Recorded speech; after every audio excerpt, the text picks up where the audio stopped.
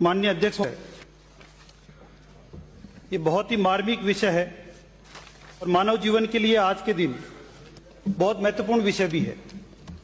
मिलावट आज एक भयंकर समस्या बनकर हमारे सामने खड़ी हो गई। आज खाने पीने की चीज लो, आटा, दाल, चावल, चीनी, दूध, घी, पनीर, सब्जियां, मसाले तक भी यदि हम कोई भी सामान यदि लेते हैं बाजार से, तो किसी भी चीज की कोई गारंटी नहीं है कि वो चीज, ये विषय जो है, वो वस्तु है, वो शुद्ध है या उसमें कितनी मिलावट है।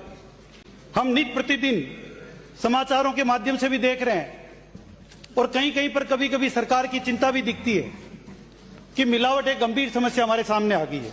अध्यक्ष महोदय, हमारे लिए इससे भी बड़ी चिंता की विषय यह है, प्रदेश मिलावट में दिन प्रतिदिन आगे बढ़ता जा रहा है और कभी हम बहुत पीछे हुआ करते थे, आज पूरे देश भर में हम 9वें स्थान पर आ गए मिलावट में।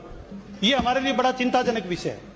इतना ही नहीं अध्यक्ष महोदय, WHO का जो अभी सर्वे आया है, उस सर्वे में 2025 में होने वाली सभी बीमारियों में लगभग 60% बीमारियां केवल कैंसर की होने वाली है।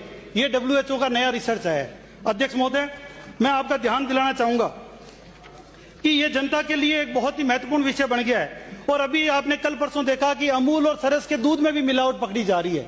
3-3 हजार लीटर दूध एक साथ मिलावट के पकड़े जा रहे हैं। मैं आपसे यह कहूंगा कि मिलावट की इस कार्रवाई को किसी प्रकार से रोकें। और सबसे बड़ी बात अध्यक्ष महोदय, 5760 मिलावट के सैंपल पकड़े गए पिछले साल और उसमें से 208 सैंपल, ये ऑन रिकॉर्ड है अध्यक्ष महोदय, कि 208 सैंपल तो वो थे जिनमें यहां पर आपके 208 सैंपल में जो है अनसेफ मिले। अध्यक्ष महोदय, एक भी सैंपल अनसेफ नहीं मिल सकता। 208 सैंपल अनसेफ मिले, ये हमारी प्रयोगशालाओं पर प्रश्न चिन्ह खड़ा करता है। अध्यक्ष महोदय, मैं आपसे इस मामले में जो मांग करता हूं कि मैं धन्यवाद भी दूंगा मीडिया के लोगों को कि जो लगातार सरकार से ज्यादा हमको चिंतित होकर प्रतिदिन हमको अखबार में किसी न किसी न्यूज़पेपर में इन चीजों को पढ़ने को मिलता है कि कितनी भारी मात्रा में मिलावट हो रही है।